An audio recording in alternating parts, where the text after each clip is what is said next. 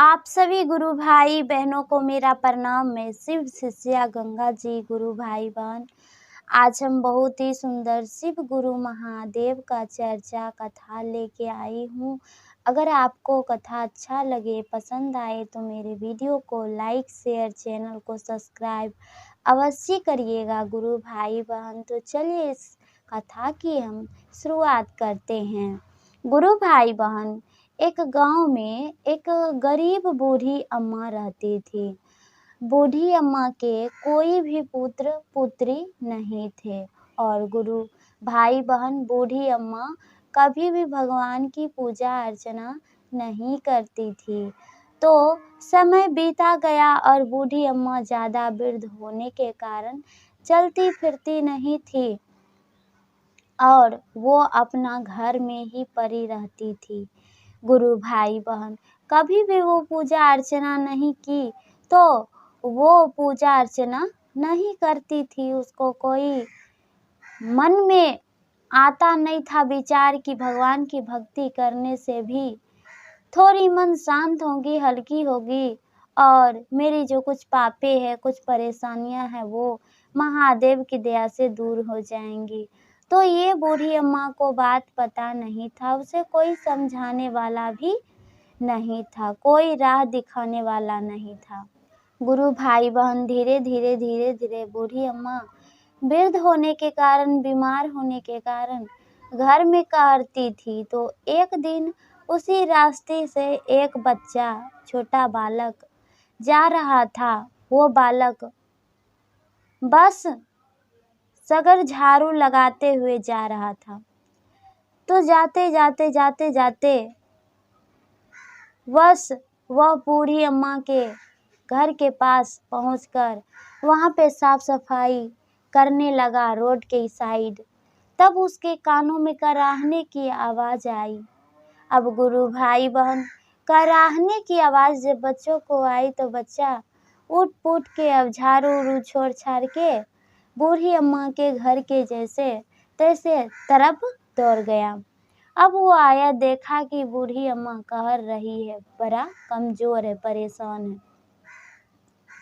बच्चा आया, कहा कि हे दादी, क्या हो गया है? आप क्यों चिल्ला रहे हैं, क्यों परेशान हैं? अपना परेशानी बताइए, जो हम कुछ आपकी हेल्प कर सके वही महादेव की सब दया से बताइए, हम क्या कर सकते हैं। गुरु भाई बहन, अब बूढ़ी अम्मा कहती है, बेटा तू कौन है, कहाँ से आया? तो लड़का कहता है कि वो सब छोड़िए, पहले आप बताइए दादी की क्या परेशानी है, क्यों चिल्लाते हैं आप? तब गुरु भाई बहन, बूढ़ी अम्मा कहती है कि बेटा की बताएं, बहुत जोर के प्यास लगल है, उठ ही नहीं पा रहे हैं, पानी कैसे पिए, वही हम प्यास से तड़प रहे हैं, चिल्ला रहे हैं। तब गुरु भाई बहन, वो बच्चा कहता है कि दादी तुम चिल्लाओ नहीं, हम आते हैं पानी लेकर। और वो बच्चा पानी लाकर दिया, बेचारी बूढ़ी अम्मा पी ली। तब फिर बूढ़ी अम्मा कहती है कि रे बेटा, तू किसका बेटा है, क्या करता है और मेरी वाणी को कैसे सुन लिया, बताओ मुझे। तब गुरु भाई बहन, वो लड़का बताता है कि हम तो अनाथ हैं, मेरे माता पिता नहीं हैं और हम जैसे तैसे अपना पेट का पूजन करते हैं महादेव के दया से, यानी कि पेट अपना भरते हैं अपनी मेहनत से, वो भी महादेव की दया से सब गुण आया है। महादेव हमारे बहुत ही दयालु हैं, वो नाथों के नाथ भोलेनाथ हैं, सबके भंडार भरने वाले भोले भंडारी हैं। महादेव तो दया के सागर हैं, इसलिए से हम माता पिता ना होने के वजह से भी उदास नहीं रहते हैं और भगवान शिव को ही माँ बाप अपना मान के अपना जीवन यापन करते हैं, गुजर बसर करते हैं। तब गुरु भाई बहन, बूढ़ी अम्मा को यह सब बात पता चल गया। तब बूढ़ी अम्मा कहती है कि रे बेटा, की बताएं, मेरी भी परेशानी कुछ ऐसी ही है, हमको एक भी बालक नहीं है और हम बहुत ही कष्ट में हैं, परेशानी में हैं। एक वक्त का खाना भी सही से नहीं खा पाते हैं, ना ही पानी पी पाते हैं, नहीं चल बुल पाते हैं, बहुत ज़्यादा बीमार पड़ गए हैं, वृद्ध हो गए हैं। तब गुरु भाई बहन वो इतना परेशानी जब बताई बूढ़ी अम्मा, तब लड़का कहता है बच्चा कि दादी तू कभी भगवान शिव की पूजा अर्चना की है, महादेव को अपना गुरु बनाई हो, बताओ मुझे। तो गुरु भाई बहन बूढ़ी अम्मा कहती है कि नहीं बेटा, हम कभी भी भगवान की पूजा भक्ति नहीं किए हैं। तब गुरु भाई बहन वो बच्चा कहता है कि दादी अम्मा तो महादेव को गुरु नहीं बनाई है तो अपना जीवन में तो बहुत कुछ की होगी, पर महादेव को आज तक गुरु नहीं बनाई, तो सबसे बड़ा तुम भूल कर बैठी हो माता। ऐसा करो दादी माँ, तुम चलो मंदिर महादेव के शरण में, हो सके महादेव तुम्हारी कोई परेशानी को टाल दे, चलो तुम मेरे साथ। अब गुरु भाई बहन क्या हुआ कि बच्चा बूढ़ी अम्मा को जैसे तैसे उठाया, उठते बैठते लेके गया, अब जैसे तैसे मंदिर गया, बूढ़ी अम्मा को बैठा दिया मंदिर पे। तो गुरु भाई बहन अब कभी भी वो भगवान से दया भी नहीं मांगी थी, नहीं उसको कुछ पता था।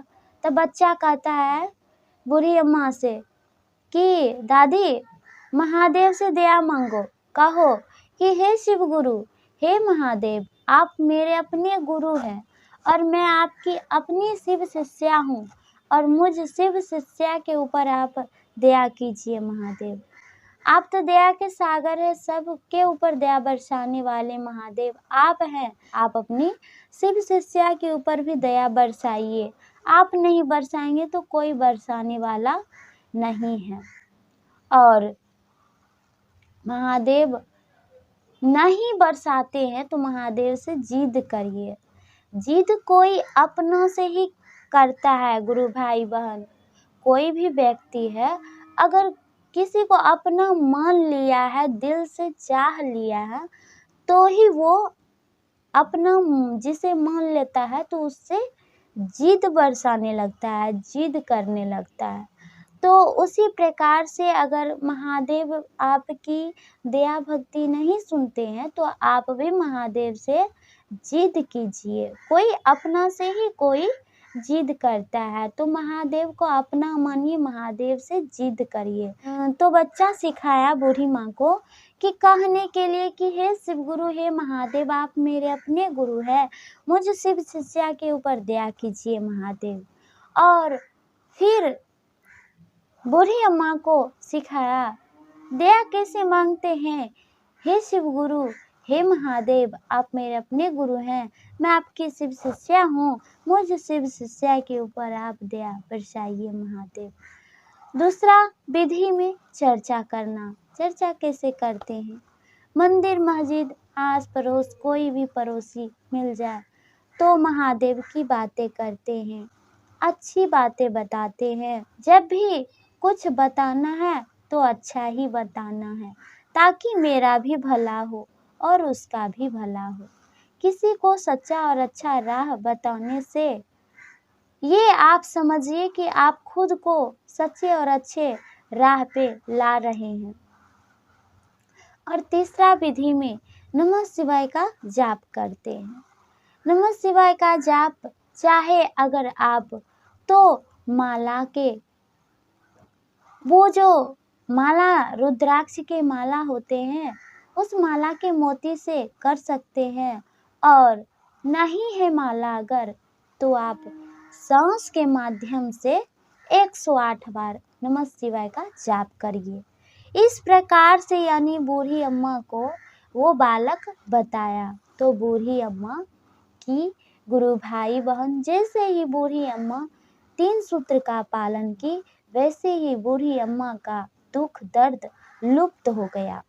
तो गुरु भाई बहन बूढ़ी अम्मा बड़ा प्रसन्न हो गई, अपने आप को निहारती है तन बदन और मन ही मन भगवान को प्रणाम करते हुए, सुमिरन करते हुए धन्यवाद देती है।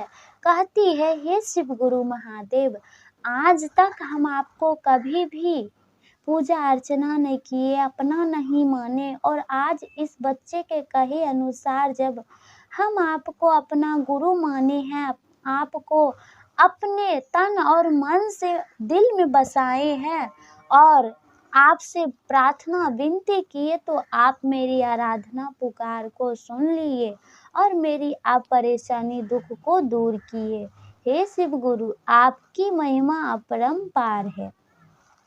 गुरु भाई बहन, अब बूढ़ी अम्मा भगवान शिव को अपना गुरु मान ली थी, महादेव भी उसको अपना शिव शिष्या मान लिए थे। तो गुरु भाई बहन, शिव शिष्या की दुख महादेव शिव हर लिए और बूढ़ी अम्मा ठीक हो गई।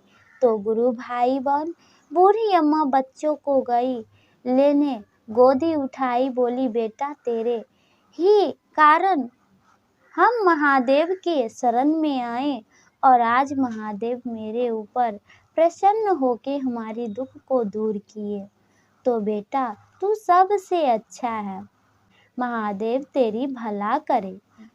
तो गुरु भाई बहन, जब इतना बालक को बूढ़ी अम्मा बोली तो बूढ़ी अम्मा की वाणी को सुनकर बालक बहुत ज़्यादा प्रसन्न हो गया और कहता है कि दादी माँ, तुम सदा महादेव की चर्चा भजन आराधना करो, अब हम यहाँ से चलते हैं। तो गुरु भाई बहन देखिए कि किस प्रकार वो छोटा नन्हा सा बालक एक बड़े बुजुर्ग महिलाओं को, दादी को एक अच्छी राह पे ला दिया, सिखाया वचन से। तो गुरु भाई बहन देखिए, यहाँ सबसे बड़ा ताकत प्यार में होता है और वो प्यार है मीठी बोली। अगर आप किसी को भी प्यार से, मिठास से किसी को भी बोलिएगा, सच्चा और अच्छा राह बताइएगा, तो वो आपकी बोली को समझेंगे, सुनेंगे और उस राह पे चलने का प्रयास करते हैं। जैसे कि मान लीजिए गुरु भाई बहन कि आपके घर में कोई माता पिता है, कोई भाई बहन है, तो कोई आस पड़ोसी हैं। तो जैसे कि मान लीजिए परिवार में सब एक दूसरे से मिला घुला सब है, बाकी पड़ोसी से भेदभाव है, ईर्ष्या है, द्वेष है, सब कुछ है। पर अगर वही चीज को आप अपने घर के अंदर देखिए, देखा जाए तो घर में भी झगड़ा होता है, भाई बहन हो, माँ बाप हो, पति पत्नी हो, सबके बीच झगड़ा होता है। तो ये आप समझिए कि अगर कोई पति पत्नी है या फिर माता पिता है, भाई बहन है, तो मार देते हैं, गाली दे देते हैं, कुछ उल्टा बोल देते हैं, कुछ बिगाड़ देते हैं, बाकी उस परिवार को, उस अपने पति को, अपनी बहन को या अपने भाई को आप जान से नहीं मारेंगे,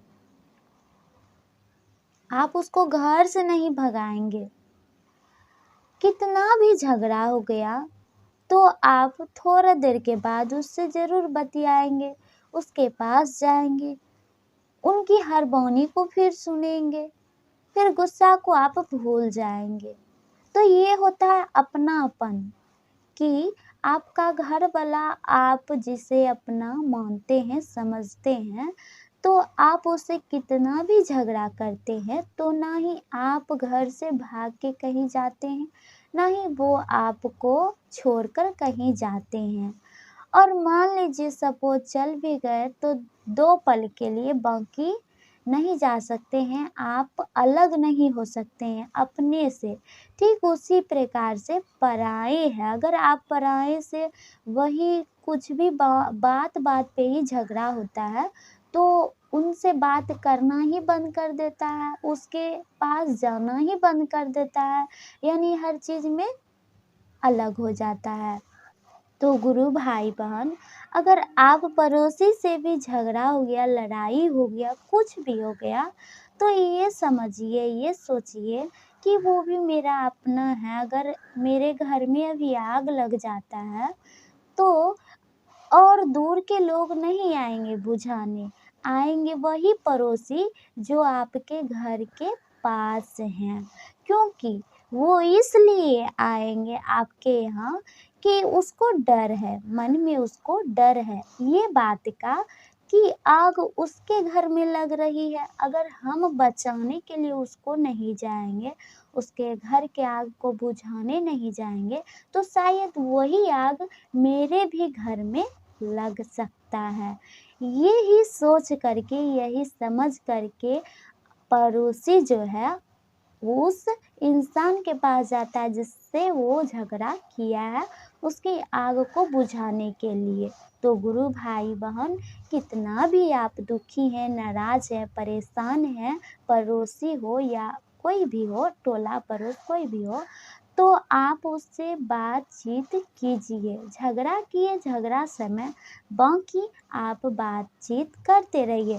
काहे कि ये जो गांव है, समाज है, कोई भी है, पास पड़ोसी, आस पड़ोसी, जो भी कोई है, तो ये सब एक एक है, ये सब एक हैं और झगड़ा करते हैं। तो जैसे आप परिवार में मिल जाती हैं, उसी प्रकार से आप गांव समाज सबसे मिल के रहिए, अच्छी से बोलिए।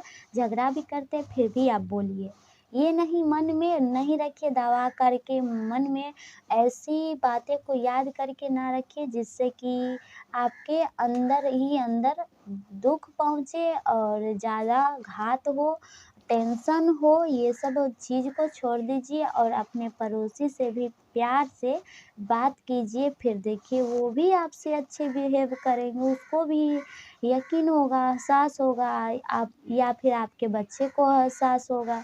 तो मिलजुल के रहने में ही भलाई है। गुरु भाई बहन, ठीक उसी प्रकार से महादेव जी है।